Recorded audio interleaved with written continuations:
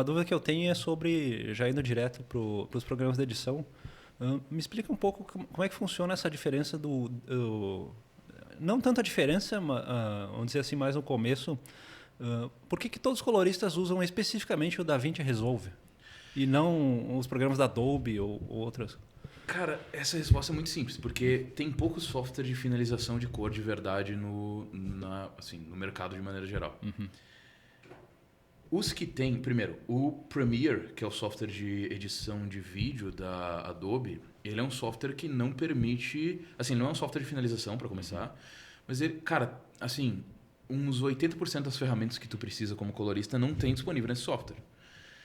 E claro, tudo tem plugin. Tipo assim, o Premiere ele é tão popular que tu consegue plugin para tudo, até para conseguir, tipo, tu montar, tu conseguir, tipo assim, comprar uma infinidade de plugin que daria conta de tudo que o DaVinci Resolve faz. Provavelmente seria mais bugado, seria mais cheio de problema, porque não é uma coisa redondinha, né? Mas provavelmente seria possível. Só que aí tem o DaVinci Resolve, que primeiro tu não paga uma mensalidade, tu paga só uma vez e usa o resto da vida e atualiza eternamente. Eu comecei no Resolve 15, a gente tá no 18. Ele é vitalício? Ele é vitalício. Tu compra, é tipo 1.500 pila vida inteira. Até agora, pelo menos, eu comprei uma vez só e estou usando até hoje. Inclusive, a minha versão do DaVinci Resolve é uma versão que nem vende mais, é um pendrive antigo. Essa é a licença, sacou? Tem que ter plugado no computador profissional. Então, das antigas que é o negócio. Isso sem falar que daí todos os outros softwares de finalização que são concorrentes do DaVinci Resolve são muito caros. Aí é feito para, tipo assim, o cara que tem uma produtora que ele vende, pensa assim, ele vende um longa por mês, entendeu? E aí sim, aí é outro nível, assim, é uma galera... Só que aí não é que é outro nível porque o software é muito melhor. E aí que tá a questão, entendeu? Em vários casos é um software até menos evoluído. Menos, assim, cheio de coisa, assim, de ferramenta de IA atualmente, né? Ou menos cheio de... Tipo, é uma coisa mais tradicional, é um software mais tradicional, assim. Eu tô falando do Baselight e tem um software aquela mesma empresa que faz o AutoCAD, Autodesk. Que também tem um software de colorização. Mas eu acho que esses, assim, pelo que eu vi, esses dois softwares eles são extremamente caros. O Baselight tu tem que comprar, na verdade mesmo, a licença vem junto com o computador, com o painel, assim, é toda uma solução de colorização, vai. Enquanto o DaVinci Resolve é um software de computador, tu bota no teu computador, roda em quase todo o computador e é muito mais prático, assim. E é discutivelmente até melhor que todos os outros, então tem isso, né? E para utilizar o software, a pessoa já tem que ser iniciada, avançada, ela tem que ter um domínio um pouco já de desenvolvimento assim, de material gráfico, ou ela pode começar do zero? Cara, se tu já vem da fotografia é mais fácil. Se tu consegue, tipo assim, mexer no Lightroom, se tu consegue mexer no Photoshop, se tu consegue... Assim, se tu já foi fotógrafo ou, de repente, cinematógrafo, muita gente vem da cinematografia, da direção de fotografia para colorização, porque estão associados, né? Uhum. Se tu já tem isso no currículo, vai ser mais fácil, não tenha dúvida. Mas, ao mesmo tempo, não é tão difícil assim de tu assim, a facilidade que isso tudo te gera não é tão grande, entendeu? O cara que está começando do zero também não vai ser tão difícil assim dele conseguir. O que pode ser um pouco mais complexo é a parte técnica. Quando tu começa a ir para espaço de cor, para codec, para RAW, para chroma subsampling, para profundidade de bits, todas essas informações assim, elas são bem mais técnicas do que qualquer editor de fotografia jamais precisaria saber, entendeu? O colorista ele tem mais necessidade de conhecimento técnico do que um editor de fotografia, do que um fotógrafo, do que um diretor do que um próprio editor, sabe, de filme.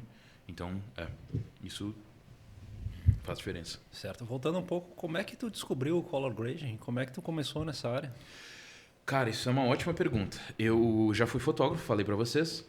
E aí eu comecei, assim, primeiro eu já vivia bem de fotografia, dava certo, assim. Eu vivi 1 ano de fotografia e inclusive dava pra fazer até mais dinheiro do que eu faço com colorização, porque é uma coisa muito nichada, vai. E aí depois, ao longo do tempo, eu obviamente comecei a estudar um monte sobre fotografia para conseguir mergulhar nessa área.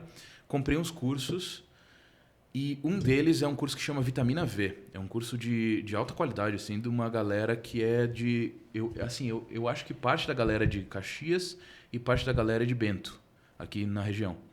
É um dos melhores cursos de fotografia que eu já vi. Ele não ensina só fotografia, mas ele ensina também a tu viver de fotografia, que é a parte mais importante. Ele ensina... Na verdade, ele dá muito mais foco em marketing e vendas do que em fotografar de verdade. Hoje em dia eu acho que eles nem vendem mais esse curso. Eu acho que eles entregam o mesmo conteúdo por meio de mentorias. Eu acho, não tenho certeza. E uma das coisas que esses caras falavam para marketing era assim, usar do poder da rede social, da parte orgânica, sacou? Tipo assim, e aí eu comecei a produzir vídeo. Só que os vídeos eram sobre fotografia e para outros fotógrafos, sacou?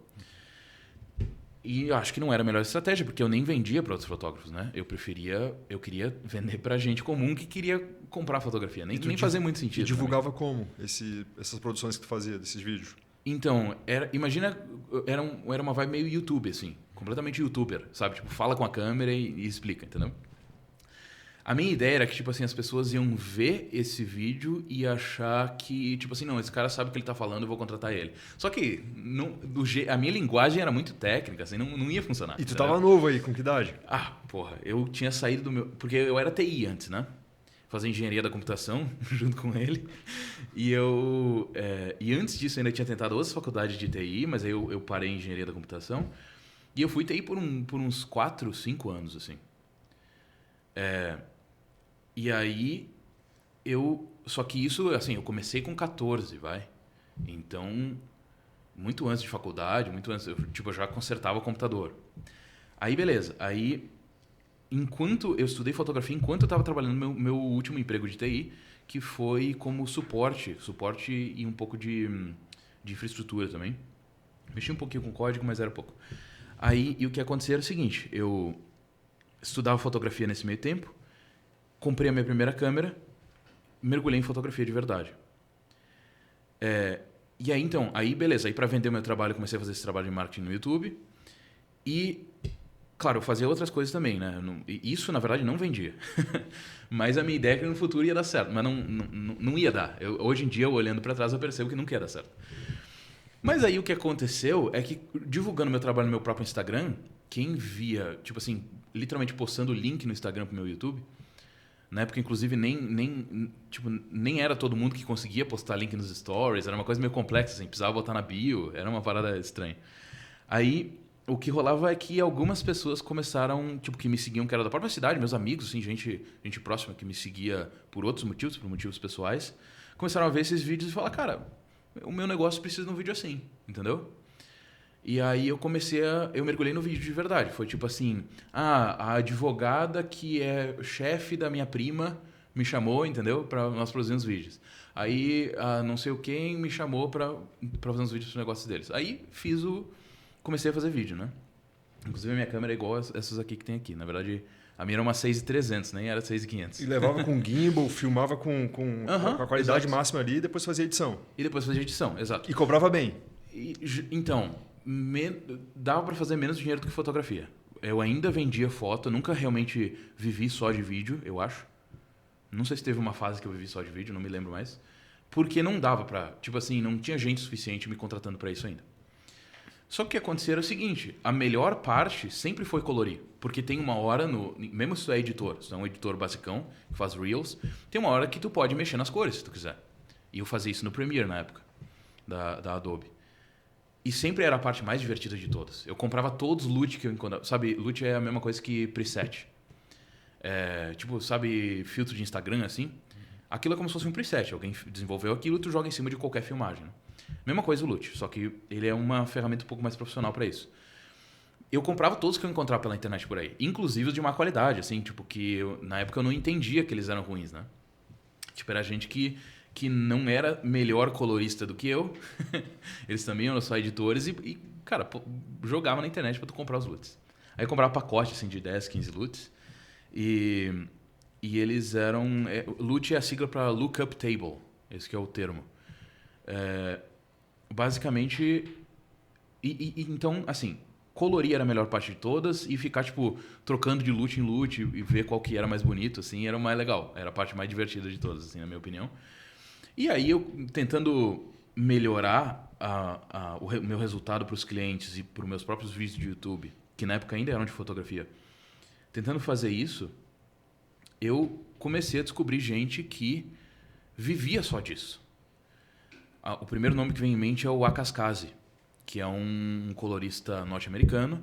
Por sorte, eu já sabia inglês, eu conseguia aprender. E também na época que eu era TI, eu também era professor de inglês. Então, dos 14 aos 20, eu fui TI e, tipo, dos 18 aos 20, eu fui professor de inglês. Então, o que rolava era o seguinte, eu já sabia inglês o suficiente para conseguir, assim, correr atrás de conteúdo lá fora, porque não tinha colorista no Brasil ensinando, de verdade, assim. Se tem, hoje em dia, deve ter uns 3 ou 4 caras só. Até hoje em dia é pouca gente. Somando comigo, inclusive. Porque, assim, eu e mais 3 caras, assim. 2 caras. Que realmente ensinam color grading até hoje. O conteúdo, ele tá todo lá fora, tá em inglês. Então, por sorte, eu já sabia inglês. Eu tive a sorte de ter aprendido inglês muito cedo. E aí eu consegui, genuinamente, assim... Essas pessoas que viviam só de colorização me mostraram que era possível. O que não significa que foi fácil, né? Porque daí começa a jornada, tipo, a jornada de realmente conseguir vender o meu trabalho, aprender, ficar bom no negócio e tal. Aprender a fazer dinheiro com Exato. o campo de domínio que você tinha, né? Ou tem. Tu consegue explicar de uma forma, digamos, sucinta o que é o color grading exatamente? Para uma pessoa que não entende. Tem uma explicação fácil e tem a explicação difícil. A fácil é, assim, é como se fosse Photoshop ou Lightroom, só que para filme, para vídeo. É meio que isso. Só que quando eu falo Photoshop, parece que, tipo assim, eu consegui emagrecer a pessoa, esconder ruga. Se bem que esconder ruga até a gente faz, mas tipo, o que é muito agressivo de Photoshop, assim, normalmente é o cara de VFX que faz. É o cara de efeito de vídeo, de CGI, no filme, né? Enquanto a colorização ela é mais um trabalho de contraste, exposição, cor, saturação. E assim, é basicamente assim, ciência de cor é uma coisa que tu sabe que existe, né? Que cores causam sentimentos diferentes e podem ser associadas e tal. Isso tudo vocês já sabem que existe. Imagina isso de uma maneira profissional aplicada para filmes, entendeu? E quando eu digo filme, esse é o termo técnico, mas na verdade, na prática, hoje em dia eu faço muito mais colorização de comercial, videoclipe. Hoje em dia tem a galera do digital também, tipo youtuber, galera que assim, CPL, vídeo de lançamento de curso, vídeo de lançamento de mentoria, tudo isso a gente faz também. Hoje em dia tem um pouco disso também.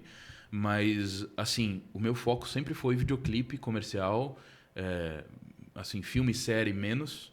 Eu gosto de curta bastante, porque daí tu colore mais rápido, assim, na minha opinião é mais legal. Mas faz tempo que eu não faço colorização de um longa. Mas, assim, hoje em dia, de novo, tem esse pessoal do digital, né? Tipo youtuber, assim, uma galera que tem bastante. E qual que é a diferença do colorista pro filmmaker, por exemplo? É a mesma coisa ou se diferencia? É completamente diferente. O filmmaker, uma produção de filme, ela é, de novo, seja esse filme comercial, videoclipe, tudo isso, a gente chama de filme de maneira genérica, né? Mas a produção de um filme, ele tem pré-produção, produção e pós-produção. Esse é é isso que engloba, tá? O filmmaker, a gente chama de filmmaker aquele cara que faz tudo, né? Aquele cara que monta o roteiro, que é só ele com a câmera, né? Ele vai montar o roteiro, ele vai pensar na ideia, ele vai tudo da pré-produção, ele vai fazer tudo da produção, ou seja, ele vai realmente ir lá gravar e tudo isso. E ele vai fazer tudo da pós-produção também. Normalmente ele é o próprio editor, normalmente ele é o próprio colorista, Ele é o cara que faz o design de áudio, ele é o cara... Normalmente é o mesmo cara. Esse que é o filmmaker que a gente conhece aqui, Videomaker, talvez queira chamar assim. Acho que sim. Mas o filmmaker que... Assim, esse termo original em inglês, o filmmaker, é qualquer pessoa que faz o filme. Ou seja, o diretor, o produtor executivo. Se tu for para Hollywood, assim, o filmmaker é um cara nessa chave toda, né? É um dos caras que manda, assim, nessa chave toda. Para o pessoal que está nos assistindo agora, se você fizesse um tratamento na edição desse vídeo aqui, que está correndo aqui agora, fala o que você faria e quem sabe a gente poderia, né, trabalhar o vídeo nesse minuto só para o pessoal entender em casa Claro. como que funciona o processo. Claro, uma ótima ideia, bicho. E a gente consegue sim fazer isso. Cara, assim, eu vi alguns frames que o Vag tinha me mostrado de outros episódios de vocês. E o que eu vi era o seguinte, eu percebi que aquela luz azul, ela é um pouco forte demais. Eu achei que ela chama muita atenção. E também ela tá do lado errado. Aqui eu tô falando um pouco de fotografia. Na verdade, se eu estivesse no lugar de vocês, eu preferia trazer essa luz para cá, porque daí eu ia fazer o convidado chamar atenção mais, entendeu? Porque o nosso olho, ele, naturalmente, ele leva... Assim, a primeira coisa que ele observa é o que chama mais atenção, que é a coisa mais clara. Tá? A coisa mais clara que tem no frame é a que mais chama atenção. Sempre. Mas aqui, claro, estou falando de fotografia. Se a gente fosse colorir de verdade, provavelmente ia reduzir um pouco a saturação dessa luz, porque no frame que eu vi, eu teria que ver o que as câmeras estão capturando. Mas assim, provavelmente recuperar algum pouco de informação. Chances são que, tipo assim, se a pele está um pouco oleosa, fica um brilhozinho assim que pode incomodar. Tipo, se tem... Assim, normalmente as Sonys, eu sei que as câmeras que estão sendo usadas aqui, eu sei que elas têm uma tendência a criar pouco contraste. Ela tenta recuperar muito alcance dinâmico. Alcance dinâmico é tipo... É que esse é um termo mais técnico, mas é basicamente a diferença entre o ponto mais claro e o mais escuro que o sensor dá conta. O ponto mais escuro seria o preto puro, e o ponto mais claro seria o branco puro. E aí, nesse meio tempo, tu tem todas as cores. Né? Nesse meio termo, tem todas as cores. Só que o quão claro uma luz precisa estar para ela virar branco puro na câmera. Entendeu? E quão escuro... A diferença entre essa medida é o alcance dinâmico. Mas o meu ponto é o seguinte. Chances são que a Sony ela vai acabar preservando mais alcance dinâmico. Ela vai tentar gerar menos contraste para tu conseguir ter mais informação nas áreas claras e mais informação nas áreas escuras. Que é uma coisa muito positiva de maneira geral, mas às vezes tu sente visualmente falta de contraste. E aí tu tem que criar contraste por meio da luz ou tu tem que criar contraste na colorização. Provavelmente é uma coisa que eu faria também. Assim, eu teria que analisar o frame exatamente, mas provavelmente eu vou fazer uma coisa bacana para o pessoal ver aqui. Massa. Show. Sim. Dentro do teu trabalho, quais são as responsabilidades de um colorista quando tu aceita seja colorir um documentário, que nem tu falou? Cara, assim, é bastante coisa. Para documentário tem uma coisa que não tem, que é o seguinte. Quando é comercial, a gente tem que ficar de olho na cor do produto, né? Não dá para vender um produto da cor que não é. Então, é meio raro isso acontecer, mas já aconteceu para mim de eu colorir o comercial de um carro da Mercedes, que eles me mandaram literalmente um pedaço da lata do carro pintada, entendeu? Porque eu tinha que ter certeza que a cor que eu estava vendo na tela era a mesma que...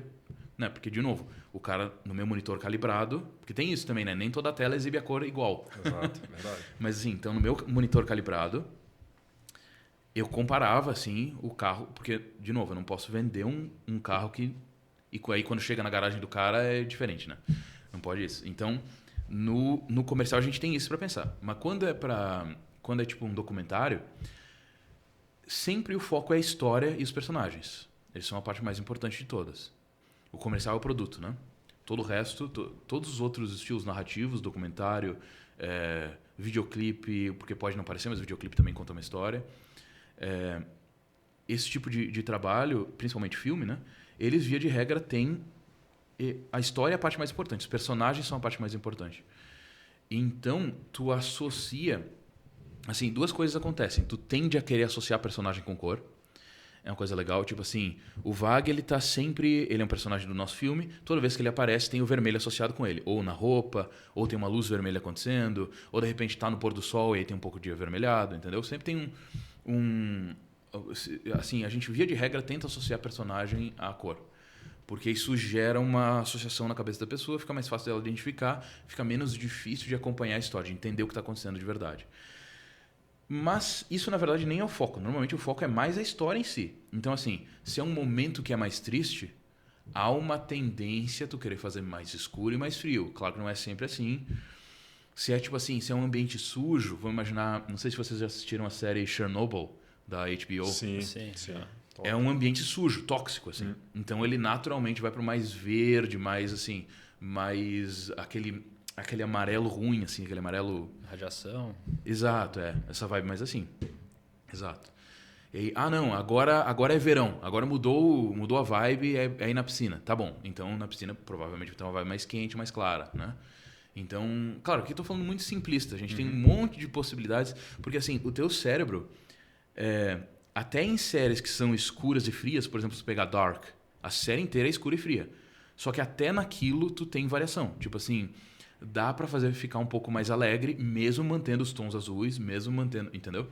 Existe, tipo assim, uma maneira de tu associar na cabeça da pessoa que esse é um momento mais feliz e esse é um momento mais triste. Esse é um momento mais de tensão, mais... Entendeu? Perfeito, sim.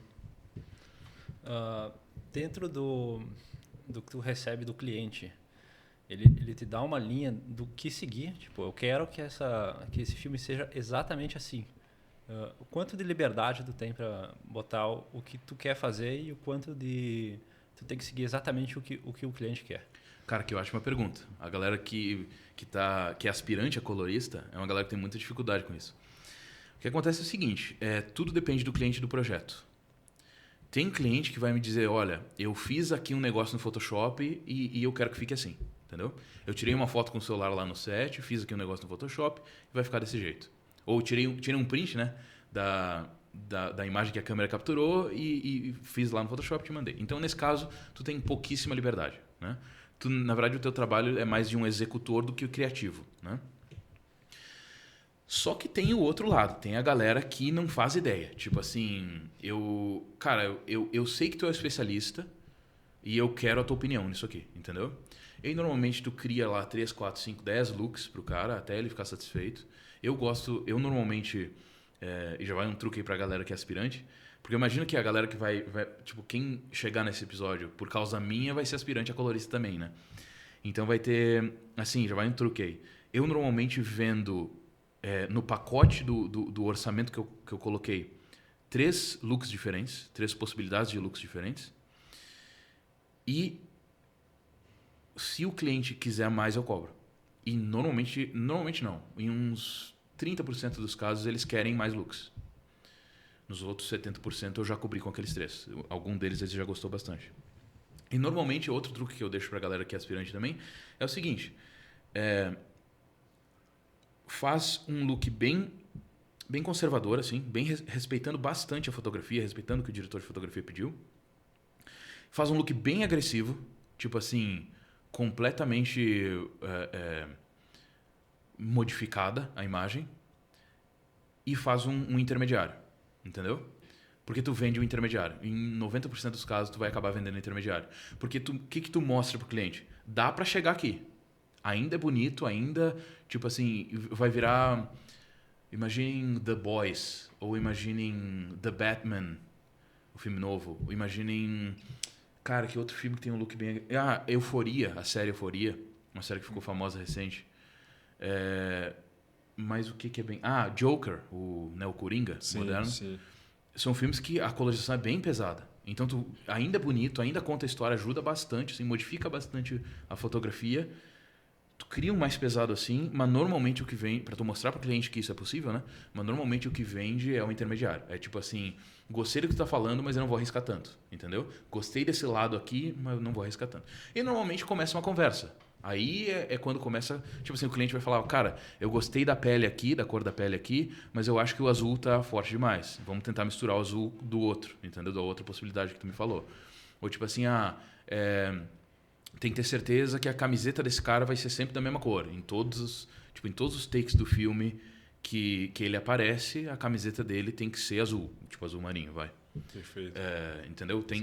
Sempre começa a conversa a partir daí. Eu mandei os looks e aí o cliente ele vai me dizer. E uma coisa que eu gosto bastante é o seguinte: muitas vezes o cliente me manda referência. Tipo assim, cara, esse filme ele é muito inspirado nesse filme. Entendeu? Então as cenas felizes vai ser mais ou menos assim. Você, tipo, essa comédia romântica que eu encontrei aqui. Aí, não, mas a cena que é dramática vai vir do The Batman, por exemplo. Vai ser bem mais escuro. Normalmente a variabilidade não é tão grande dentro de um filme, né? De um só filme. Mas tudo isso tudo isso também faz parte. Tipo, E, cara, eu mesmo, eu gosto de pedir o que o cara gosta de assistir, entendeu? Porque muitas vezes o cara, tipo assim, ele despreza a comédia romântica, ou ele despreza musical, entendeu? E, porra, então eu não vou fazer nada que lembre um look de comédia romântica pro cara. Não vou fazer nada que lembre um look de musical pro cara. Porque eu já sei que ele não gosta, entendeu? A referência dele não é essa. Claro, perfil, né? Exato. Germano, você falou de iniciantes, iniciados e avançados e falou também do curso, né, que você tem. Qual é o tempo que a pessoa precisa para desenvolver e se considerar assim avançado e já começar a monetizar com esse campo? Cara, quando eu cheguei era tudo mato, né? Então eu demorei, tipo, 3 anos para conseguir entregar trabalhos que eu tenho orgulho até hoje. Vai? Tu acha isso muito tempo? Eu acho, porque Cara, hoje em rápido. dia, 6 meses, tu já é um bom colorista. Tu faz a mesma coisa que eu fazia em 3. Então, 3 anos. Em 3 anos tu fica só produzindo e se aperfeiçoando sem entregar material para ninguém, isso? Não, já dá pra entregar antes. Já dá pra Tem gente, tipo assim, tem gente que fica contente. Porque imagina o seguinte, tu só precisa, de começo, tu só precisa ser melhor que um editor. Entendeu? E o editor, ele, cara, eu odeio admitir isso, mas ele normalmente não é um cara que é muito bom nas cores, não. Porque ele é um cara muito generalista, entendeu? Ele tem que se preocupar com tudo. E então, assim, tu já consegue vender para algumas pessoas sendo melhor que um editor. E tu já é melhor que um editor em 3 meses, entendeu? É meio rápido, assim. Só que aí tu precisa de uns 6 meses assim para genuinamente ser bom, entendeu?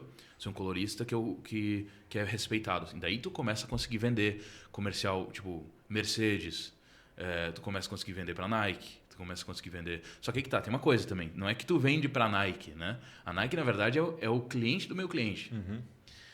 Às vezes, inclusive, tem 4 níveis quando tem uma agência de publicidade no meio. Porque daí o que rola é o seguinte, imagina a Nike que quer fazer um comercial, vai? Então a Nike fala com a agência de publicidade. Ou a publicidade é interna, às vezes. Né? Às vezes eles não contratam nenhuma agência, mas a publicidade é dentro da empresa. Tem lá né, a área de marketing dentro da empresa. Tá bom. E aí a galera da publicidade contrata uma produtora para fazer o filme. Para realmente fazer o roteiro, filmar, até a parte criativa e tudo isso. Né? E editar e tudo isso. E é esse cara que é meu cliente. Entendeu? Então a marca que está no meu site lá, Nike, na verdade, não fui eu que vendi para Nike. Eu vendi para uma empresa que vende para Nike, entendeu? Às vezes eu vendi para uma empresa que vende para outra empresa que vende para Nike. Então mas assim, cara, Banco Sicredi foi um banco que tipo,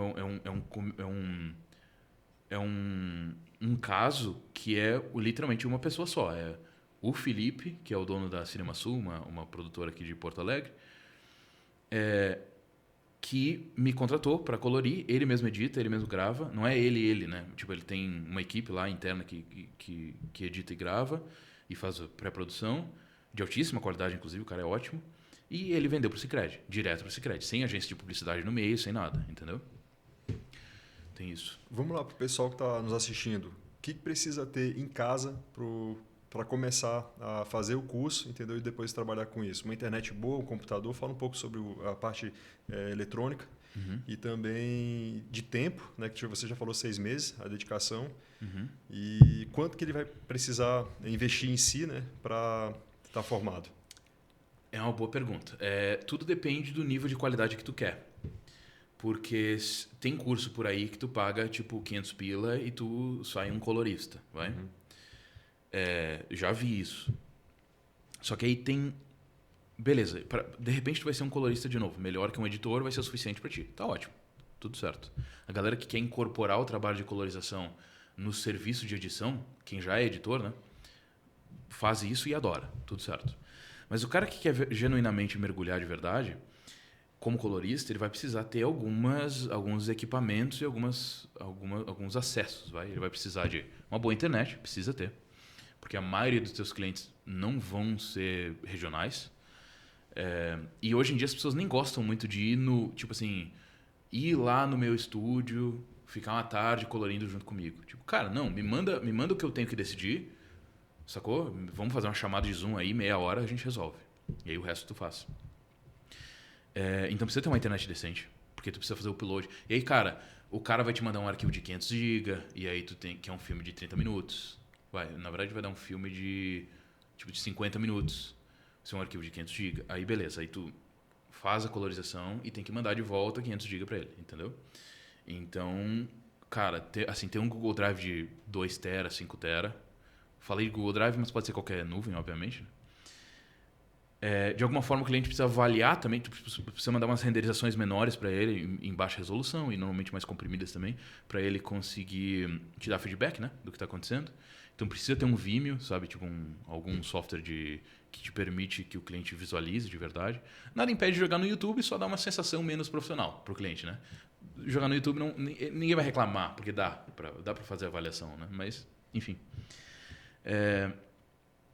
E também E assim, um computador minimamente moderno, com uma placa de vídeo decente, assim, o computador gamer médio, ele é um bom computador, entendeu? Mas é um precisa ter uma placa de vídeo dedicada para imagem e vídeo, ou pode ser uma placa de vídeo que o cara tem para jogar no fim de semana? Pode ser a mesma que tu tem para jogar no fim de semana. Porque atualmente as placas de vídeo, elas têm tem alguns núcleos das placas de vídeo que tem... Porra, aí virou um assunto muito nerd, cara. Mas assim, tem alguns núcleos da placa de vídeo que servem para encodar e decodar arquivos de vídeo. É por isso que a galera faz streaming do mesmo computador que joga, entendeu? Por isso que dá para fazer streaming no mesmo computador que joga. Porque tá encodando a tua tela, né, a imagem da tua tela, por meio de um processador, de um núcleo lá da tua placa de vídeo. E é os mesmos núcleos que a gente precisa para colorização. Então, várias das placas de vídeo que tem aí atualmente no mercado, elas dão conta disso já. E quase todas, praticamente, todas que são para jogo, tem isso aí. E também... então precisa sim ter uma placa dedicada, mas ela pode ser a mesma que tu joga no fim de semana, não tem problema.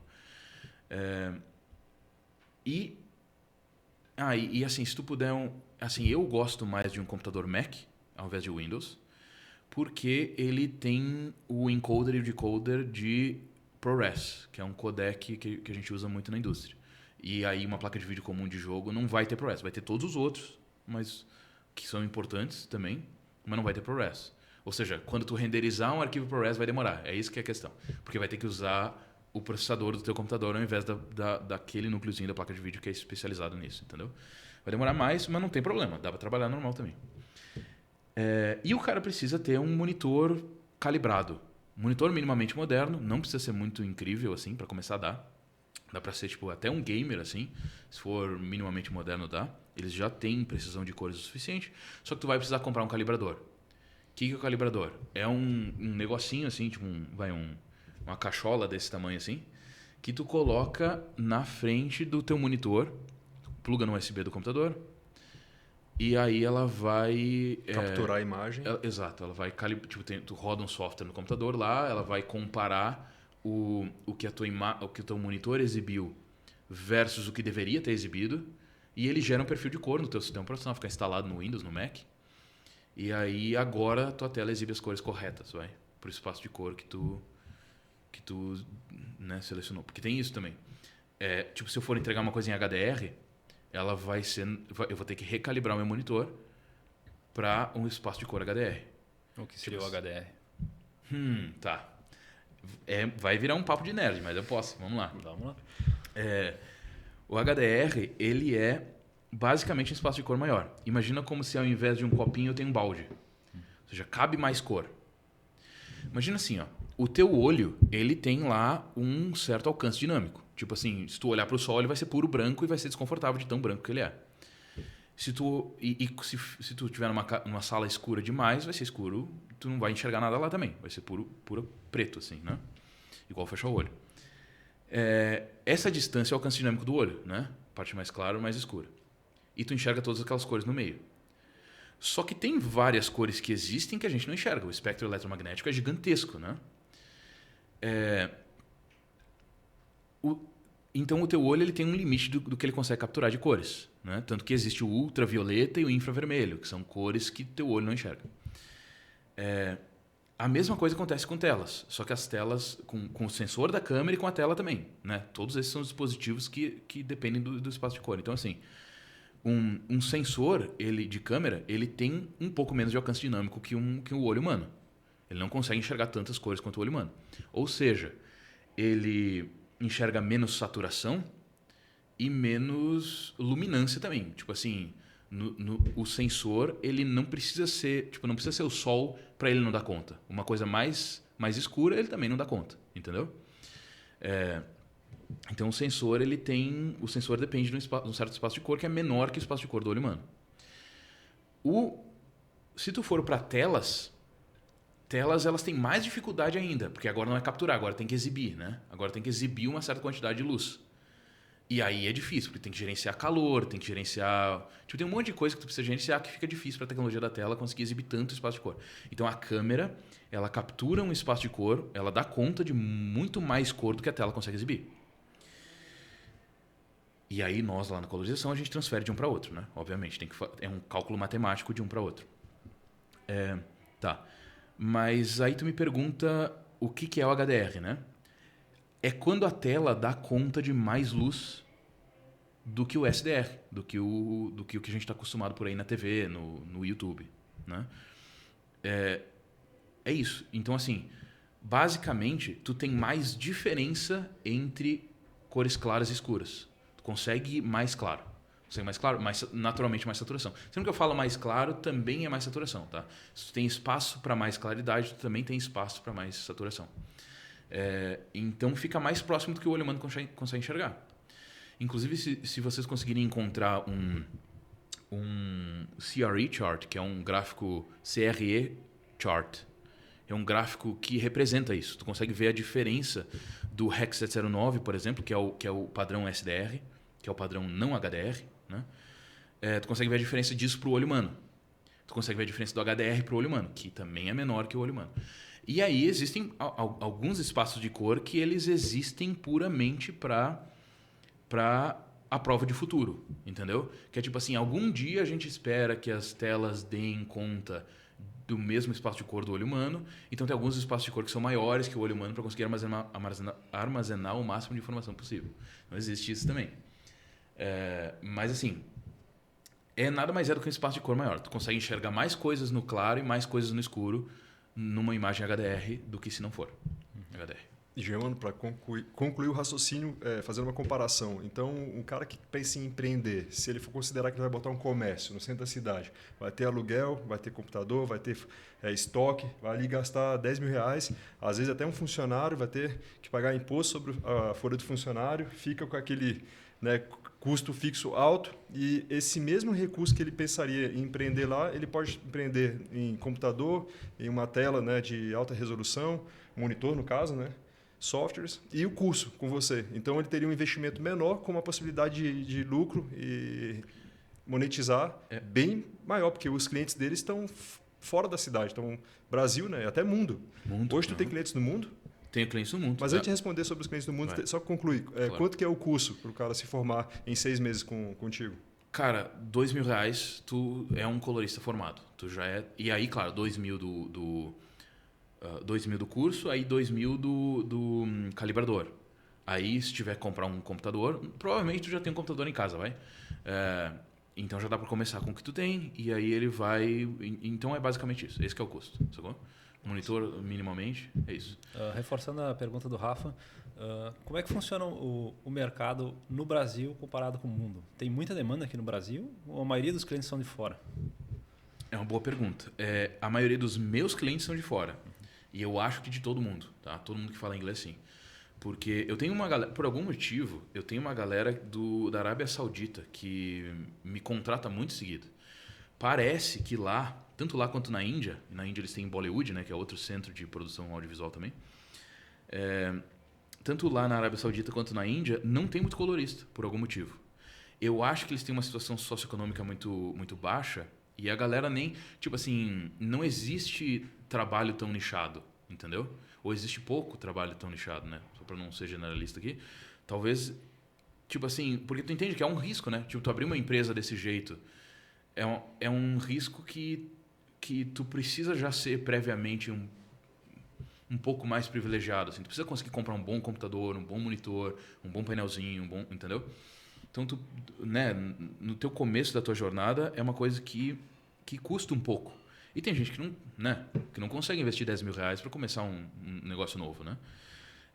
E eu desconfio que é por causa da situação socioeconômica desses países. Então, tem pouco colorista lá. Ou seja, eles correm atrás de outros países para colorir. E mais do que isso, eu acho que eles já aprenderam que os Estados Unidos e a Europa cobram muito caro. Porque a mão de obra lá é cara. Então, vir para o Brasil parece razoável, entendeu? Inclusive, eu vendo pra gente lá dos Estados Unidos também por isso. Tipo assim, é uma galera que não tem dinheiro para contratar um colorista de lá. Mas se for daqui, dá, entendeu? Dá para encaixar no orçamento do projeto e dá certo, entendeu? E aí não precisa o editor fazer as cores. Dá pro colorista fazer as cores, entendeu? Até pelo câmbio, né? A diferença cambial favorece, né? Que eles contratem uma mão de obra. Exatamente. E assim, tu pode até ganhar mais oferecendo o trabalho para eles. Não né? tenha dúvida, sim. Assim, normalmente é o mesmo número. É engraçado isso, porque se eu cobro R$2.000 para um comercial aqui para um cliente brasileiro, ou 1.000, 1.500, se tu tá no começo é 1.000, né? Vai, num comercial brasileiro. Tu consegue cobrar $1.000 para alguém de fora. O número é o mesmo, entendeu?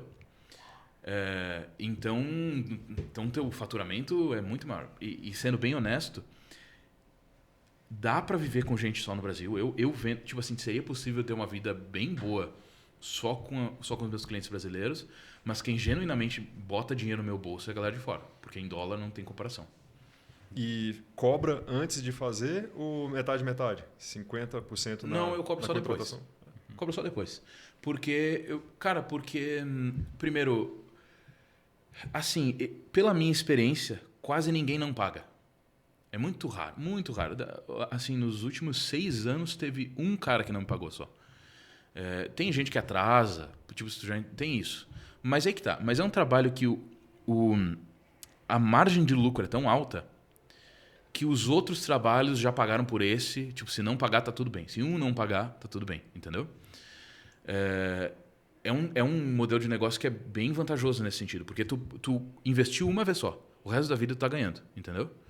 Tipo, até o teu computador pifar, tu tá ganhando. Até o teu... Entendeu? Assim, ou até os caras lançarem uma câmera 16K, sabe? Que daí o teu computador não dá conta. Isso pode acontecer. Aí, realmente, aí tu vai ter que trocar. Mas o meu ponto é... Cara, se tu... E outra coisa... os números que eu falei são extremamente realistas, tá? Tipo assim, se tu gasta 4.000, porque tu já tinha o computador, gastou 4.000 para comprar um calibrador e talvez tenha que comprar um monitor legal e o meu curso, vai? 4.000, 5.000. Beleza.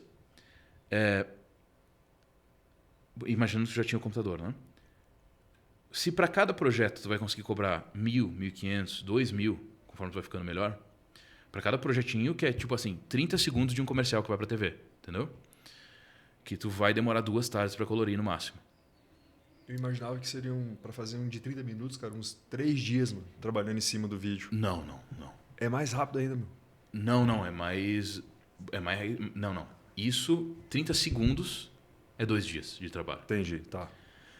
E o comercial ele também tem uma linguagem que necessita de mais trabalho. Porque ele assim, o comercial ele tem uma tendência a querer vender o mundo perfeito. Então, assim, não existe o cara ter uma cicatriz na testa, não existe o cara estar com a roupa amassada, entendeu? Não existe, tipo assim, o controle é muito maior. Enquanto o filme ele tem que passar emoção. Às vezes é bagunçado o que tu quer, às vezes é ruim, assim, é uma sensação negativa que tu quer passar mesmo, entendeu? Enquanto o comercial é tudo positivo, tudo é perfeito. Imagina a família acorda na segunda de manhã comendo uma margarina, entendeu? Tem que ser ultra perfeito, assim. Então ele exige mais trabalho, vai? Então o meu ponto é o seguinte: se eu demoro 2 dias para colorir um comercial de 30 segundos, eu não vou... Não é cada 30 segundos do filme que vai demorar 2 dias, entendeu? Entendi. Tipo assim, se é um filme, tu demora 1 mês para colorir. Entendi. Não dá pra demorar mais. Só que daí, de novo, aí não vai custar 2.000, aí vai custar 30, entendeu? Sim. Falando dessa parte do tempo de produção, como é que funciona o processo criativo para te saber qual cor certa aplicar no filme ou no comercial? Como é que é feita a pesquisa em cima disso? Tem uma literatura específica para isso ou tu tem que se basear em outras séries, filmes? Ótima pergunta. Tem uma literatura para isso, só que ela não é pensada para a colorização de filmes. Porque a colorização de filmes é uma coisa nova. Assim, em Hollywood, a colorização digital existe há 15 anos. Em Hollywood. Para nós, chegou Chegou depois que eu comecei. Tipo, eu sinto que chegou há 3 anos, entendeu? É que o pessoal começou a falar de... Tipo assim, a galera começou a usar o DaVinci Resolve também para edição. Isso incentiva a galera a aprender a colorir, porque o software é um pouco complexo. E tu tem que entender um pouco mais o software para conseguir entregar um trabalho legal. Eu senti que foi aí que chegou no Brasil. Que genuinamente chegou, assim. Só que tem... só que aí que tá. Então não tem... O meu ponto é, não tem literatura para colorização de filmes. O que tem literatura é para colorização de maneira geral, tanto tipo, para fotografia, quanto para o diretor de fotografia, quanto para, sei lá, para designer, entendeu? Tu encontra isso. O grande repositório de referências da parte artística é outros filmes, outras séries, outros comerciais, outros videoclipes. Tu encontra por aí. Porque senão não... Porque não tem. Tipo, se tu não... E também tem isso, né? Tipo assim, se tu é colorista é porque tu já foi influenciado por outros filmes, já foi... Tipo, se tu tem um bom gosto, se as pessoas te pagam pelo teu bom gosto, tu provavelmente já... Assim, tu já acompanhou outros filmes, tu já veio do filme, entendeu? Tu já era cinéfilo, já gostava de filme, já gostava de série, já entendia visualmente que, tipo, um filme de comédia romântica tem uma aparência completamente diferente do filme de terror, entendeu? Tu já tem essa clareza, sabe? Então, esse nível de clareza, assim, tu já tem e tu já tem uma bagagem de referência, assim. O que não dá é, assim, depois que tu entrar na colorização, tu não consumir mais. Tem que consumir mais, tá? Na verdade, tem que até duplicar o que tu consome. Cara, começa a consumir filme que pouca gente assiste. Vira aquele cara cultoso, entendeu? Que tipo assim, aquele cara cult, que ele gosta muito do cinema, sabe? Feito raiz, assim, feito... Entendeu? Uhum. Começa a assistir filme antigo, porque tu vai começar a perceber a diferença, entendeu? Porque, cara, se tu ficar na Marvel, se tu ficar, entendeu? Se tu ficar no próximo filme do The Rock, entendeu? Cara, tu não vai se tornar um colorista melhor. Entendeu? Sim. Fazendo a pesquisa para esse programa, eu me lembrei de uma série documental que tem na Netflix que se chama Guerra em Cores. Que eles pegaram vários trechos de documentários de guerra que foram filmados na época da Segunda Guerra, da Primeira Guerra, tudo em preto e branco na época, né, com aquelas câmeras antigas. E eles fizeram esse trabalho de recolorir. E daí tu assiste todo o documentário como se fosse filmado com a tecnologia atual. Claro, as cores são pálidas, são mais remetendo à época. Como é que funciona essa parte para o colorista? Tu consegue que nem tu disse, tu trabalha com filmagem, com comerciais, videoclipes. Tu consegue fazer isso, restaurar a cor e ao mesmo tempo trabalhar com filmmaking ou tratamento de foto? Eu tenho que especializar numa área específica, eu consigo fazer todas? Então, dá pra fazer todas. Eu acho que se tornar um bom colorista, tu consegue trabalhar com fotografia melhor, tá? Tu edita foto melhor. Né? Eu percebi que isso aconteceu comigo. Tipo assim, eu ainda saio com a minha câmera tirando foto no fim de semana, tipo nas férias, entendeu? Com a minha namorada, assim, sei lá. Eu ainda tiro foto da nossa viagem, assim, só que... cara, tu se torna uma pessoa muito mais eficiente e com resultado melhor com edição de fotografia também, se tu é um bom colorista. Só que aí, o que tu falou, na verdade, são 4 coisas. Porque assim, existe a colorização, que é o que a gente faz, que tipo, pega uma imagem moderna e melhora ela, né? Faz o que precisa ser feito nela. Existe a colorização de fotografia, tipo assim, uma câmera moderna... E aí tu bota no Lightroom, bota no Photoshop, faz a tua edição. Só que o que tu falou, na verdade, é outras 2 coisas diferentes, que é colorização no sentido de inventar as cores numa fotografia que era preto e branco originalmente, tipo restaurar ela. Esse é um outro trabalho, tem gente muito especialista nisso e muito bom. Não tem nada a ver com a colorização nossa, tá? Primeiro, a nossa colorização não tem nada a ver com fotografia. Eu é que fui fotógrafo e gosto de continuar fazendo isso, tem isso, né? Mas, na verdade, a gente está falando sobre filmes mesmo, né? Mas, assim, tem isso, tem tem essa fotografia, essa colorização de, tipo, trazer as cores para, né, restaurar a fotografia antiga. E, cara, eu desconfio que isso deve dar um trabalho absurdo, porque tu tem que, tipo assim... Tu tem que inventar do zero, né? Tipo, tu tem que pintar o negócio digitalmente lá no Photoshop, com a tua mesinha, provavelmente, né? Tua mesinha, aquele tablet que tu consegue usar canetinha, sacou? Provavelmente vai ser uma parada assim.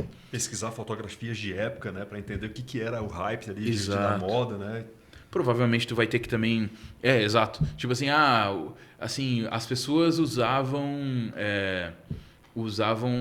roupas mais avermelhadas. Tipo assim, sei lá por quê. Eu não sei, é que eu não entendo essa área, né? Mas, tipo assim, aí tu tem que saber que provavelmente aquela cor era vermelha. Tipo, eu imagino que tu tem que inventar a cor do zero. E aí tu vai ter referência para isso. No caso desse documentário da Segunda Guerra Mundial em cores, né? Os uniformes também militares ali, era muita pesquisa de imagem, de fotografia de época, né? Para conseguir... E também depoimentos, né, em diários assim, das pessoas descrevendo os detalhes para conseguir colocar a cor, né, de tanques, de uniformes, de medalhas, né? Sim, verdade. Então, o teu trabalho seria posterior a esse. Tem esse outro trabalho da pessoa que ela pesquisa as cores e restaura a imagem, e depois seria passado para ti aplicar filtros como o diretor do programa quer que seja ambientada. Se isso nunca aconteceu comigo, tá? Mas se tiver alguma imagem que originalmente é em preto e branco, o diretor faz questão que seja colorida e que depois venha para um colorista, é provável que esse seria o passo a passo mesmo. Esse seria a ordem. Mas nunca aconteceu comigo. Normalmente os diretores, principalmente os de documentário, eles até gostam que seja em preto e branco. Tipo, a filmagem que é em preto e branco mantém assim, que é justamente para a pessoa ter... Porque na maioria dos casos eles querem deixar claro que a filmagem é antiga, entendeu? Até parte do charme do documentário, entendeu? Então nunca aconteceu comigo de tipo assim ter uma imagem que era em preto e branco e foi colorida, foi tipo inventada as cores na imagem, sabe? Isso nunca aconteceu comigo. Sim, tem um filme que se chama O Grande Hotel Budapeste, não sei se você já viu, claro. que ele tem cenas que são muito escuras e cenas que são muito claras. Como que é feita essa produção para, digamos, agregar os dois extremos de cor e o filme continuar parecendo, vamos dizer assim, que ele não é um esquema de cor falso, né? Que ele foi originalmente concebido assim. Tu disse tipo, coerente, assim. É coerente. Perfeito, sim. Então, um filme como o Grand Hotel Budapest, quem coloriu foi uma pessoa que eu conheço, chama Jill Bogdanovich, é o nome da colorista. Eu acho que pronuncia desse jeito. Assim, essa é a pronúncia que eu acho que é, porque eu não sei de onde veio a família dela, não faço ideia. Enfim, mas o nome dela é Jill Bogdanovich. É a mesma colorista do Joker, é a mesma colorista aquela série de ação do Keanu Reeves. O John Wick? John Wick, exato. Mesma colorista do John Wick. Eu acho que do primeiro não, mas a partir do 2 eu acho que foi ela. Enfim, ela é uma colorista incrível, ela tem um monte de filme incrível. Essa mulher, ela é talvez uma das coloristas de Hollywood mais bem-sucedidas. E eu já vi algumas entrevistas dela falando sobre como ela trabalha, exatamente respondendo mais ou menos a pergunta parecida contigo. E ela diz que é só uma questão de tu manter, assim, de tu passar pelo mesmo canal no fim das contas. E eu sei que parece esquisito, mas é tipo assim, imagina que tudo que tu faz é uma ordem, vai? O sinal da imagem, ela passa, igual camada de Photoshop, vai? Ela passa por uma camada, depois por outra camada, por outra camada, por outra camada. Ela tem uma ordem, né? Inclusive tem algumas que acontecem ao mesmo tempo, é um pouco mais complexo, mas é como se fosse isso. Então, a camada que está depois, ela acontece em cima da camada anterior, legal?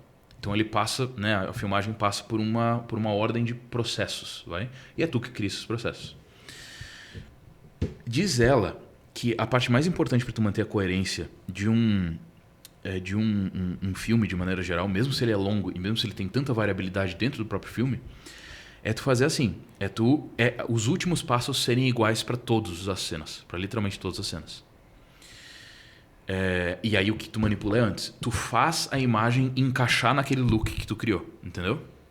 Então os últimos passos eles continuam o mesmo e tu faz todas as imagens, independente da parte criativa que tu for querer fazer nelas, encaixarem naquele look que tu criou, entendeu? Tu se força a criar uma coisa que é coerente. Porque os últimos passos, as camadas mais superiores, elas vão ser iguais para literalmente todas as cenas do filme, todas as... Tipo assim, cada corte, cada frame vai receber o mesmo tratamento, né, as últimas camadas iguais. E aí tu manipula tudo antes, né? Tipo, a gente diz antes no processo, mas tu vai fazer depois, tu vai criar depois. Mas digo antes no processo, né? Então esse é o grande segredo dela. Cara, é impressionante como tem pouca gente que fala sobre isso. Tem especialista lá nos Estados Unidos que é muito bom no que faz e é muito bem pago pelo que faz. Não faz desse jeito e o trabalho dele é pior porque não faz desse jeito. Entendeu? Eu considero que esse é o único jeito que tu genuinamente consegue ser ser bem pago e ser eficiente e entregar um trabalho de altíssimo nível, assim. Eu acredito que se tu não fizer desse jeito, tu não consegue. Tipo, tu acaba se atrapalhando e aí, tipo assim, vai ter uma cena que vai ficar muito diferente da outra. Pra tu manter a coerência ao longo do filme, esse que é o jeito. É o único jeito que eu consegui até hoje e é o jeito que, aparentemente, os maiores especialistas do mundo sobre isso fazem, né? E no seu treinamento você também ensina dessa maneira? Não tenha dúvida, claro. Na minha opinião, porque assim, o meu jeito de ensinar color grading é menos focado para tipo YouTube, vai?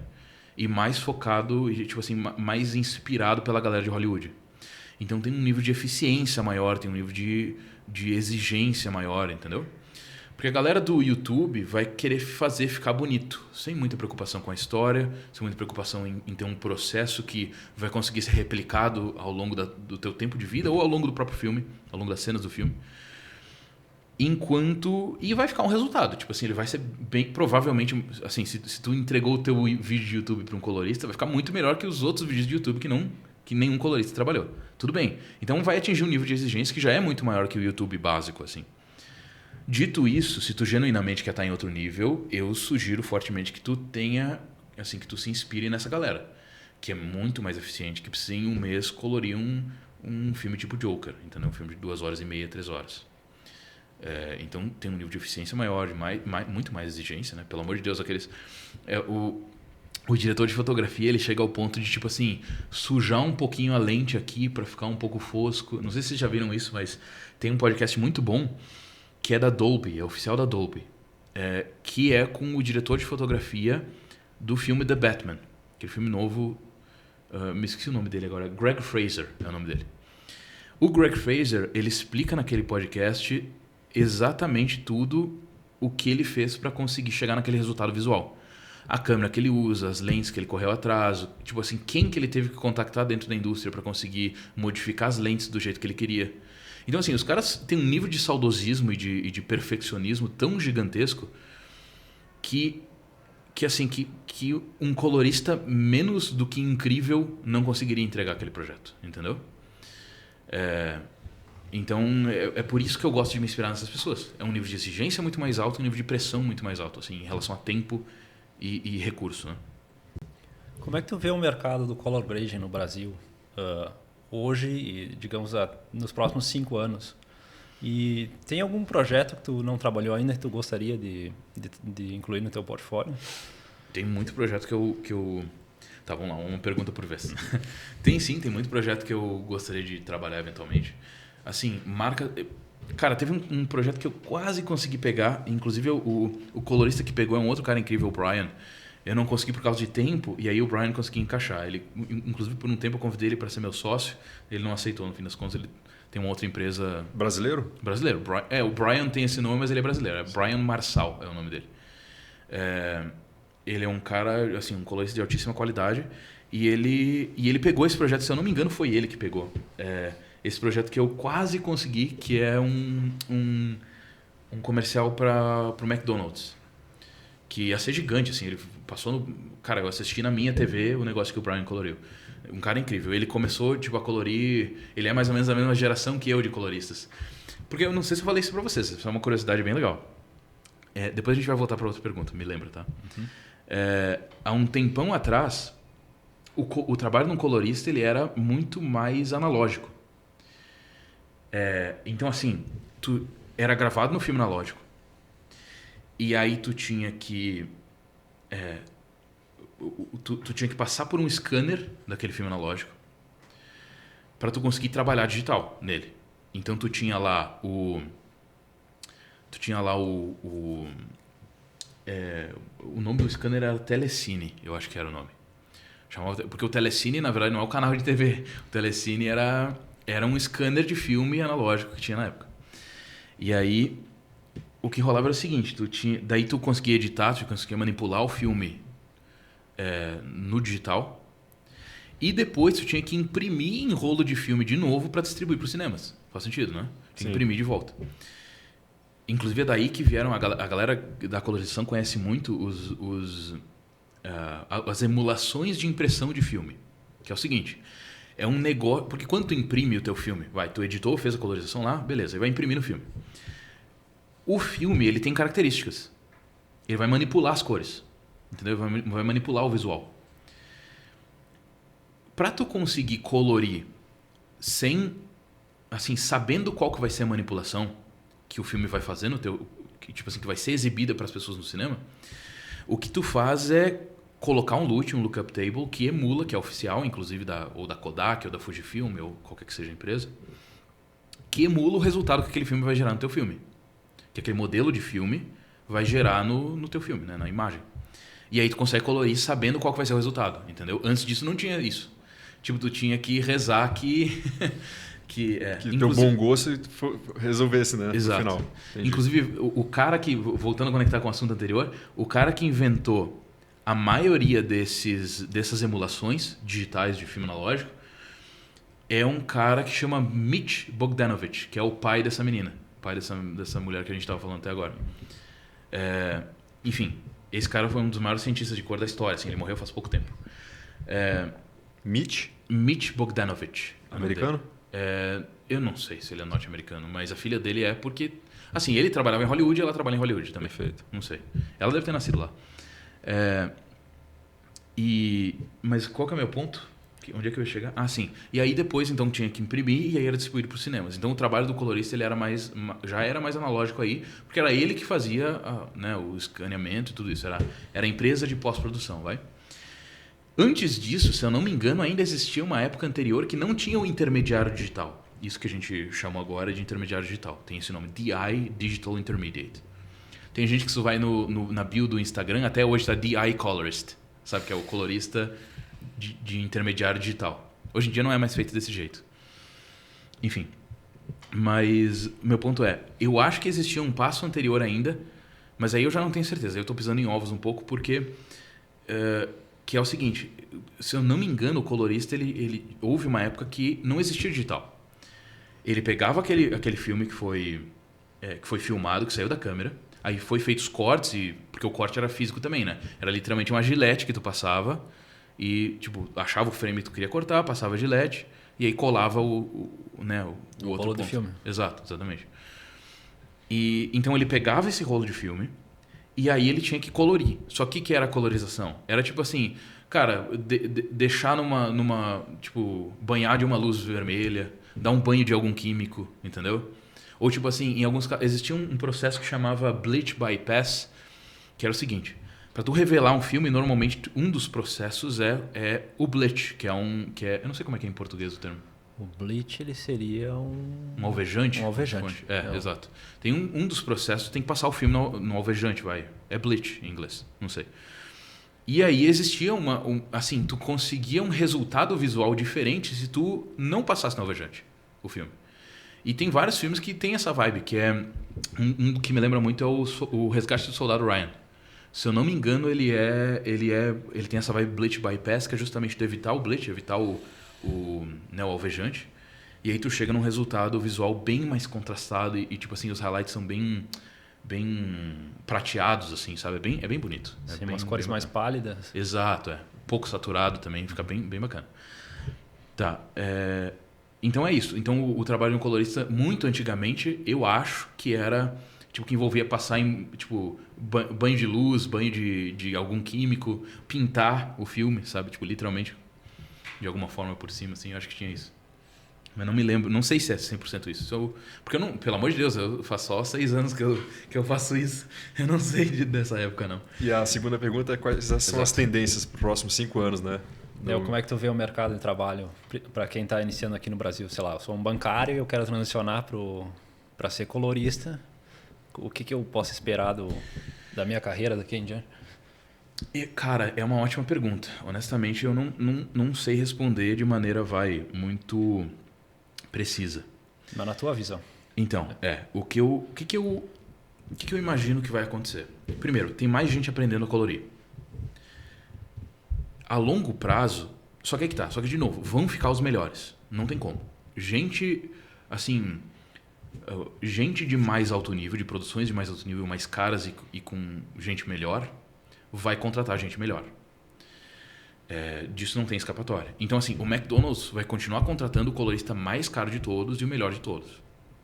Só que o que vai acontecer, o que acontece com toda a indústria, que sobra menos gente. Vai ter menos... Porque aí não é todo mundo que vai ser contratado, mas é só os melhores dos melhores, né? Porque os mais básicos, cara, o que vai acontecer é assim, o editor, ele tá ficando melhor em colorir, cada vez melhor. Então, é provável que ele seja engolido pelo editor e não vai ser contratado. As pessoas não vão ver a diferença dele pro editor.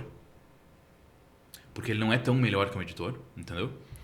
Porque, de novo, o editor ele finalmente está aprendendo a usar o DaVinci Resolve e está correndo atrás de colorir melhor. E, cara, eu desconfio que o outro grande passo que vai acontecer é a IA vai se tornar parte do nosso cinto de utilidades, vai? E aí a gente vai ter, de novo, vai ter gente criando coisa incrível porque a IA vai facilitar. E tipo assim, vai ter gente que não estudou 3 anos, não estudou 6 meses e está criando uma parada incrível, entendeu?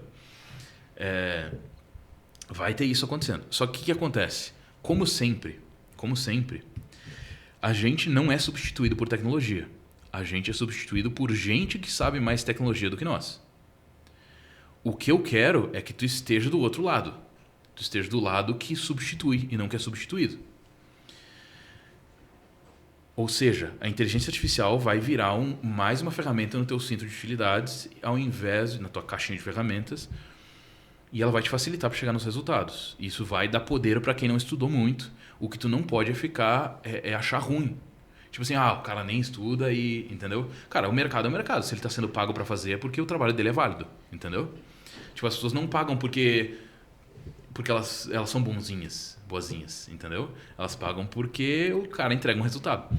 Independente de qual for a ferramenta que ele usa e o jeito que ele entrega. Eu já vi gente, inclusive, sendo bem pago entregando coisa com o Premiere, que é uma ferramenta horrível, mas que o cara consegue fazer o quê? E dá certo. E aí eu não posso reclamar desse cara, entendeu? E esse que é o ponto. Não dá para começar a virar aquele cara de mente fechada que não entende que o negócio acontece. Que tipo assim, que o mercado, na verdade, são pessoas que querem resultados. É isso que é o mercado. Então, o mercado não é uma entidade que tu não... Entendeu? Tipo assim, como vai estar... Cara, o mercado são as pessoas correndo atrás de soluções e tu precisa continuar sendo a solução. Entendeu? Ou, para quem é aspirante a colorista, começar a ser a solução. E independe de que ferramenta tu vai usar para isso, independe de tudo isso, né? O que vai acontecer é que provavelmente esses são os 2 grandes caminhos, assim. Dito isso, inteligência artificial é uma coisa que eu acho que demora um pouco para chegar na colorização ainda, por 2 motivos. O primeiro é porque só tem 2 empresas trabalhando nisso que eu sei, assim, que pelo menos que tem potencial no mercado, assim.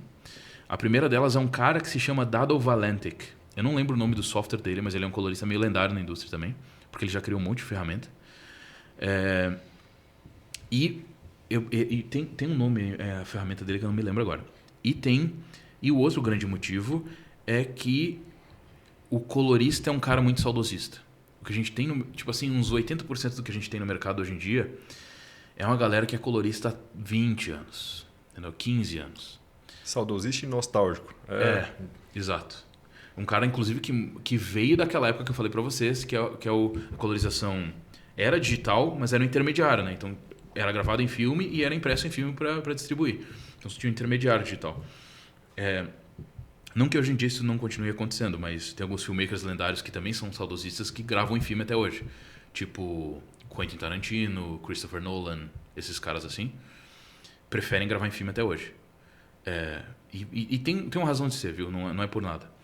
Enfim, mas esses caras que vieram dessa época, que daí sim é uma galera que faz mais do que 15 anos que está no mercado, é uma galera que não aceita que, tipo assim, que inteligência artificial vai surgir e vai... Entendeu?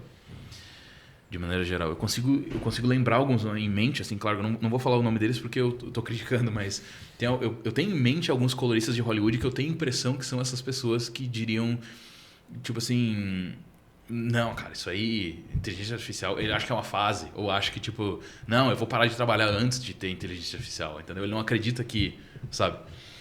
Enfim, eu acho que por esses dois motivos vai demorar um pouco, mas eu acredito que eventualmente chega, assim, nos próximos 10 anos, eu diria. Certo. É muito tênue a linha entre o colorista e o que produz efeitos especiais na imagem? Não é muito tênue. Eu fiz a pergunta bem de leigo, mas eu creio que a audiência precisa compreender esses dois. É uma ótima pergunta e importantíssima. E todo mundo se confunde, é normal, tá? O que rola é o seguinte, quando tá falando de foto, o Photoshop e o fotógrafo normalmente é o mesmo cara, entendeu? O cara que faz o Photoshop e é o fotógrafo e que manipula as cores lá também, normalmente é o mesmo cara. Num filme, justamente por ser uma produção muito mais complexa do que fotografia, em relação à quantidade de gente, dinheiro e tudo isso, são pelo menos 4 pessoas que fazem isso, esse trabalho que eu falei para vocês.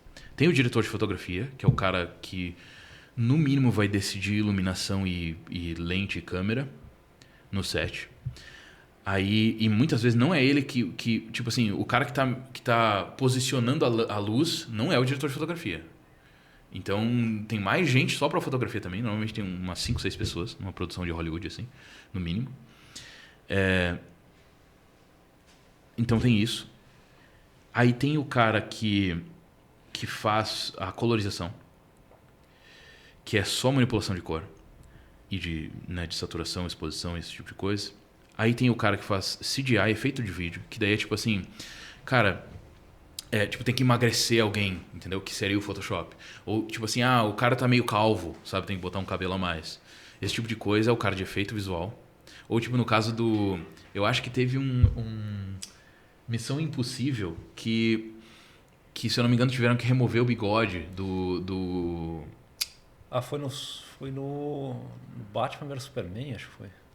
Foi alguma ser. coisa assim, foi com o Henry Cavill. Exato. Ele tava de bigode para alguma filmagem, e daí ele por Provavelmente contrato ele não podia tirar o bigode, e daí foi filmado algum desses filmes de super-herói, onde na pós-produção ficou até meio tosco, tu percebe que é CGI por cima.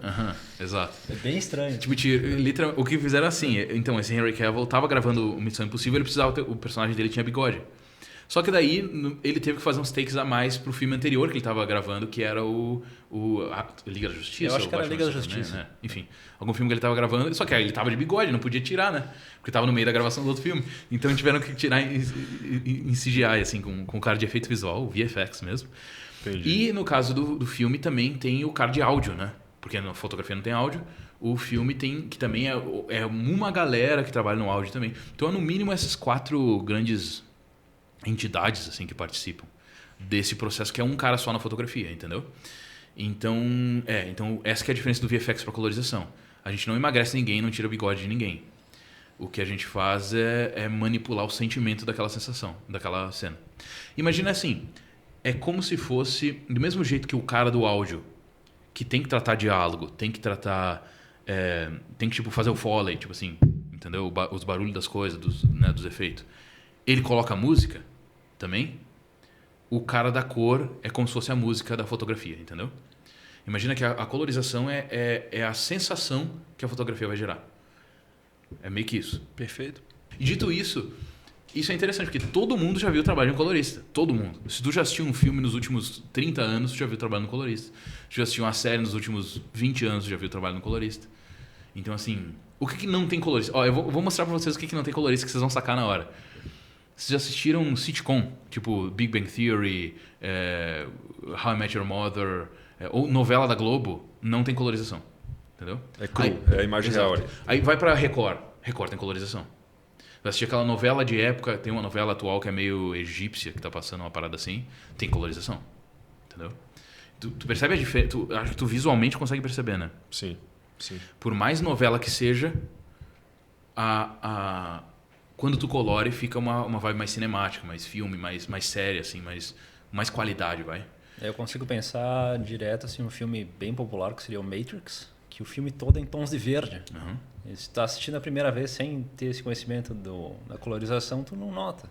Exato. Mas aí quando tu olha para uma segunda vez, todo o filme ele é verde. O preto não é preto, o preto é verde. É muito estranho. Uhum. Parece o quadro da Mona Lisa, que ele é todo pintado em tons de verde. Uhum. Mas sem tu ter essa informação, não, o quadro é colorido. Exato. Uhum. Sim, a sensação continua sendo a mesma, de variabilidade. Né? Interessante isso, porque o que acontece? Imagina que tu está criando o universo do filme, né? Inclusive, em alguns casos, tu está criando mais de um universo. No caso de Matrix, tu está criando dentro da Matrix e fora da Matrix, no mínimo. Inclusive, ao longo dos filmes, se eu não me engano, tem outro tipo de Matrix ainda que é amarela, né? Não tenho minha certeza. Mas, enfim, meu ponto é assim. Dentro da Matrix é esverdeado, fora não é, né? Fora é as cores mais naturais. Tu percebe como... Tipo assim, o cara leigo, ele não entende. Ele não entende, mas ele sente. Entendeu? É igual tu ver um desenho que o cara demorou 2 semanas pra fazer e um desenho que ele fez em 20 minutos. Tipo, ambos provavelmente vão estar bonitos se é um desenhista profissional. E tu não sabe por que aquele que demorou 2 semanas tá melhor. Mas tu sente que tá melhor. Tu sente que tem mais qualidade, entendeu? Eu entendi bem. É bem como no século XVIII não existia a cor azul. As pessoas diziam que era uma cor vinho escuro para se referir à cor azul.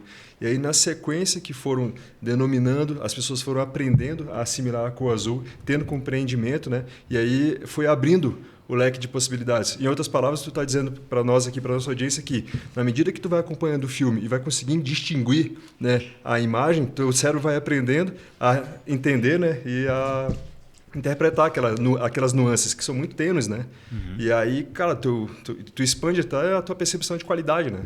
Não tenha dúvida. Uhum. Exatamente. Tu fica melhor na percepção do negócio e se tu não entende, tu sente a diferença, entendeu? Tu sente a diferença. Tipo assim, por que parece que... Por que claramente parece que se tu for assistir Dune, sabe, o filme novo... Massa. Filme massa, inclusive. Porra, bom pra caramba aquele filme, hein? Se for assistir Dune e se tu for assistir The Batman, eles têm uma... eles estão num nível de qualidade. E se tu for assistir Marvel, ele tem outro nível de qualidade. Tu percebe isso, claramente, né? E pode ser só visual. Nem tô falando da qualidade do filme, porque aí envolve roteiro, envolve um monte de coisa, ator e tal, né? Mas vamos imaginar, tipo assim... Só em relação à qualidade visual. Por que visualmente The Batman e Dune parece tão de mais qualidade assim do que Marvel? Não, cara, a câmera é a mesma, entendeu? Assim, o que muda é fotografia e são os artistas, né? Fotografia e colorização, visualmente, assim. É isso que faz ficar melhor. E às vezes tem mais orçamento também, tem isso. Embora Marvel tem orçamento infinito também, então não dá para reclamar. Como é que funciona a questão de estabelecer prazos para te fazer o teu trabalho? O cliente te manda eu imagino que ele te manda um prazo, assim, eu quero receber isso aqui dentro de, sei lá, 1 mês. Uhum. Mas como é que tu estabelece a meta dentro dos projetos que tu tem? Eu vou dedicar X dias para esse projeto, daí me programar dentro de outros que eu já estou fazendo. Tu faz um por vez. E tu faz um e entrega, tu faz vários ao mesmo tempo e dedica frações do teu dia para cada trabalho? Eu faço um por vez. É uma ótima pergunta. Faço um por vez. Primeiro, porque eu não tenho projeto suficiente para precisar amontoar. Tipo assim, eu não... Tipo, imagina assim, se eu demoro 3 dias para fazer um projeto, o outro comercial pode adiar 3 dias, não tem problema, entendeu? Porque, assim, tu falou 30 dias, mas isso seria um longa, né? Tipo, ou até um curto, às vezes um curto, assim, se ele tem 30 minutos, até pode ir 1 mês de trabalho, vai? Mas assim, normalmente um comercial, um videoclipe, que é o que acontece no dia a dia, assim, é 3, 4 dias, entendeu? Então é muito raro vir outro cliente que necessita que naqueles 3, 4 dias esteja pronto. E quando tem, é por isso que eu tenho uma empresa com mais gente trabalhando, né? Eu tenho outros 3 coloristas que trabalham comigo. Inclusive o Lesca, nosso amigo, está aprendendo também, o Eduardo Bielski. Uhum. Tá aprendendo também a colorir e provavelmente ele não sabe disso ainda, tô falando aqui no podcast, mas eu vou convidar ele para trabalhar comigo também, se ele ficar bom no negócio. Até, inclusive, recentemente eu vendi um filme para ele. Teve um cliente meu que precisa colorir um filme até em fevereiro, vai ser, e ele quer todo fevereiro para colorir o filme dele. E aí eu E aí eu já sei que até lá provavelmente ele vai ser um colorista bom. E aí eu vou terceirizar para ele, provavelmente o que vai terceirizar. Na verdade, eu não vou receber nada, não é terceirizar. O cara queria o meu tempo, eu não tinha, passei para outra pessoa. Indicou, né? Porque eu só faço um por vez. Tem que entender que, assim, o trabalho de colorização é um trabalho que naturalmente ele é premium. Ele é de alta qualidade. Não existe colorista barato. É um trabalho caro. Porque senão é o editor que faz. Nem existe espaço de mercado para ter um colorista barato. Porque é o editor que vai colorir daí. Então, o colorista, naturalmente, ele é um cara caro. Ele é uma pessoa cara, um trabalho caro. Ou seja, para eu conseguir...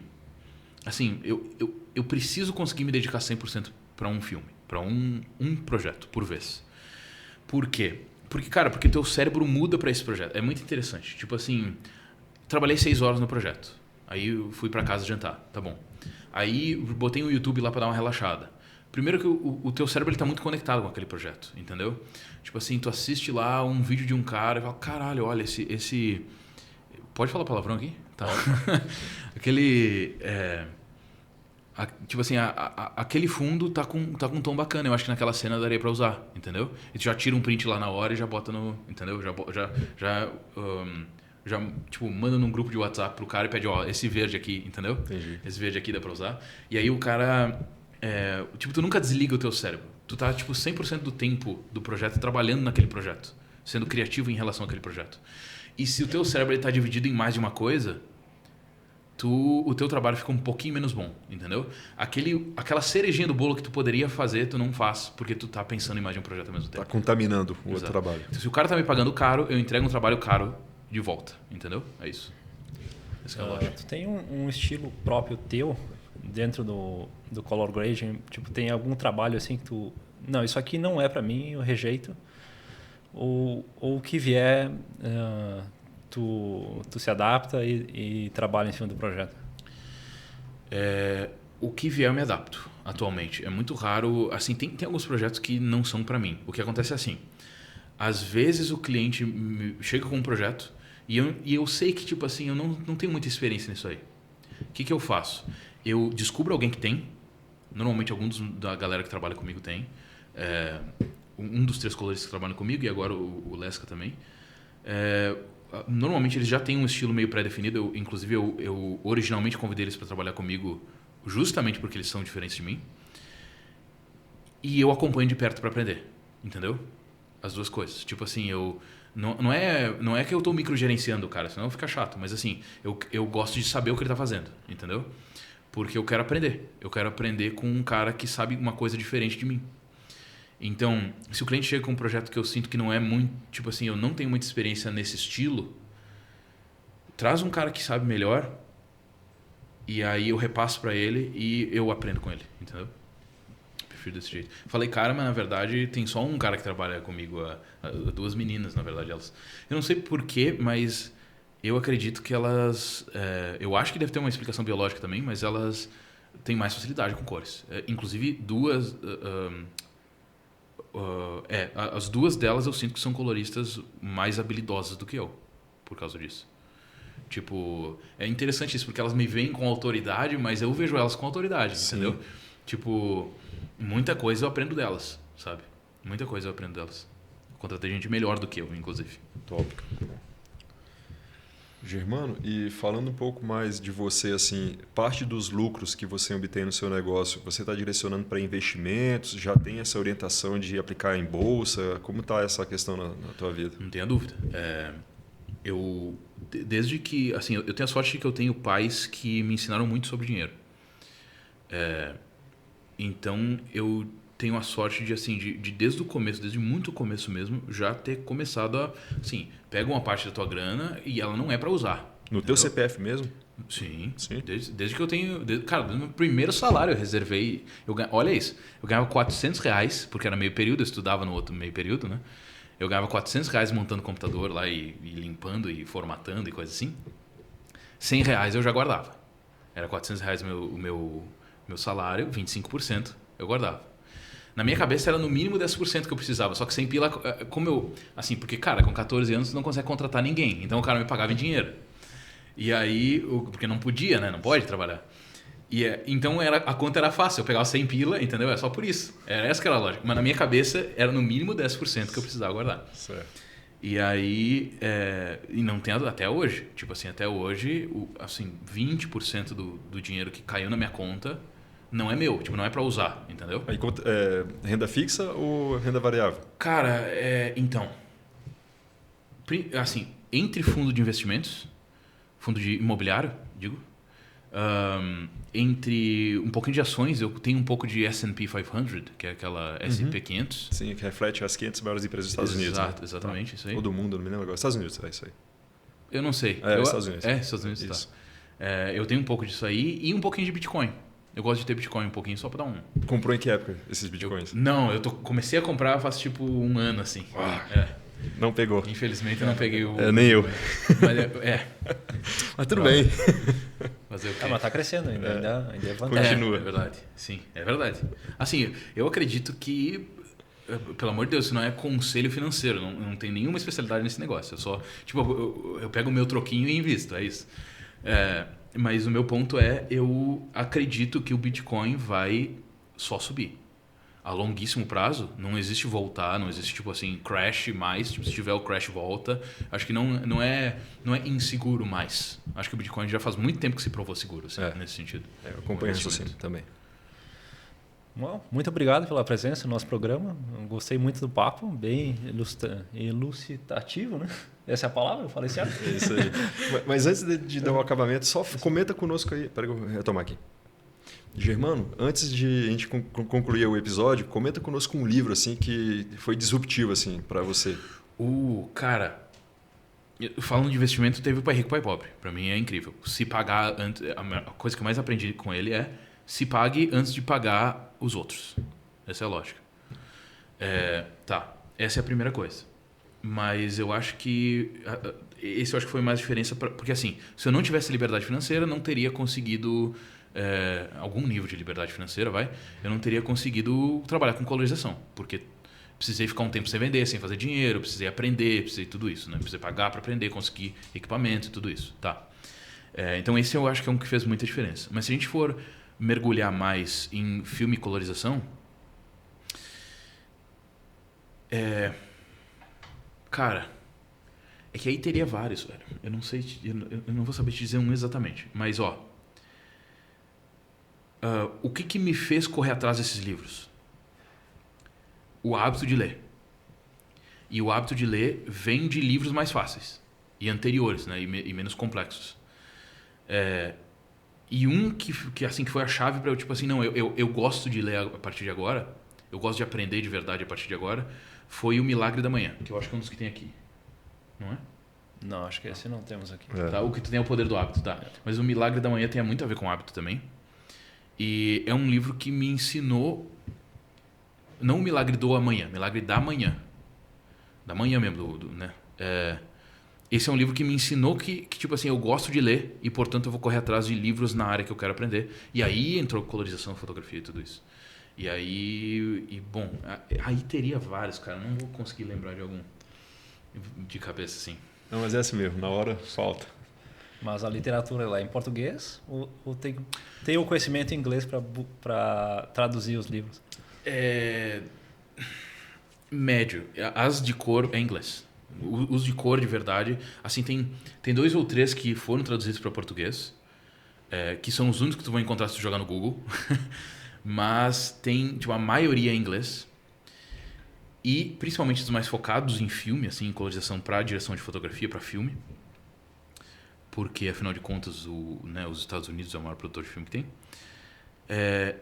Mas tem também livros que, tipo assim, esse livro de organização e tal que eu tava falando, tipo de hábito, de coisa assim, esses tem todos em português. Eu acho que eu não li nada em inglês. Na verdade eu li em inglês, mas tem em português. É o Building a Second Brain, que é Criando um Segundo Cérebro, do Joey Thiago Forte. Dispenza. Não? Thiago Forte. Thiago Forte, verdade. Thiago Forte, tem razão. Perfeito. Então, inclusive ele é meio esquisito. Ele tem o nome Thiago Forte, mas ele é norte-americano, porque o pai dele é brasileiro. Era jornalista da Folha de São Paulo, o pai dele, há muitas dezenas de anos atrás. Ele escreveu esse livro Criando um Segundo Cérebro, originalmente em inglês e só faz tipo uns 2 anos que lançou, um ano acho que lançou em português. E eu já tinha lido, eu li ele em inglês e aí quando finalmente lançou em português eu entreguei para muita gente que não é, que na minha vida que precisa ser mais organizada. Cara, e mudou completamente a minha vida também esse livro. Esse sim, é um que eu acho que até mais do que os outros que eu falei, sendo bem honesto. Agora, quando eu parei de ter que encontrar o livro, eu encontrei, né? Sim, de ter sim. que finalmente achar. Tá lá na minha lista, eu não li esse ainda não, mas pretendo. Porra, ano que vem agora. é incrível, 2025. Ah, importante, se tu for lê e também acompanha o canal de YouTube dele ao mesmo tempo. Hoje em dia o YouTube tem legenda automática, o canal de YouTube dele é em inglês, mas hoje em dia tem legenda automática, fica bem à vontade para tipo acompanhar os vídeos de YouTube dele, porque vão ser muito mais práticos do que o livro. O livro é muito teórico assim, pode ser que tu não consiga aplicar só olhando para ele. Massa. Então acompanha junto com o canal de YouTube dele que tu vai ter mais clareza do que fazer. Perfeito. Massa. Massa mesmo. Tu quer deixar as tuas redes sociais para o pessoal te acompanhar? Posso deixar. Ou tua mentoria? Claro, sim. Então, eu ensino color grading por meio de... Bom, tem as coisas de graça, né? Canal de YouTube. Se procurar Germano Miquelon Santos, com CH. Miquelon se escreve com CH. No YouTube, tu vai encontrar meu canal de YouTube. Se tu quiser... Cara, tem canal de WhatsApp também, que eu mando todos os conteúdos lá reunidos. Então, vai ter podcast. Eu tenho um podcast também só em áudio. Que chama Podcast Color Grading. Tu encontra no Spotify. É o único podcast em português de colorização. Mais aonde? Coisa gratuita, tem mais o quê? Cara, tem um livro que eu escrevi recentemente, tem... enfim, tem várias coisas de graça que tu me encontra. O Instagram é Germano Miquelon, @GermanoMiquelon. E também tem as coisas pagas. E aí tu pode me pagar pra acessar o meu curso, pra ter acesso ao meu curso. E tu pode me pagar pra ter acesso à minha mentoria, tanto individual quanto em grupo. Às vezes dá pra montar uma turminha, assim, dá pra fazer em grupo também. E dessas formas tu consegue aprender colorização. A mentoria tu aprende em 3 meses. É verdade, tem isso. Quando tu me pediu, eu até esqueci de responder. Dá pra aprender em 3 meses, é bem puxado, mas dá. E o curso, assim, provavelmente vai demorar uns 6 meses, porque ele é bem completão, tem mais informação, inclusive, que a mentoria. Mas se tu comprar a mentoria, tu ganha acesso ao curso também. Show. Muito obrigado pela presença. Imagina. É isso aí, galera. Até a próxima. Obrigado, Germano.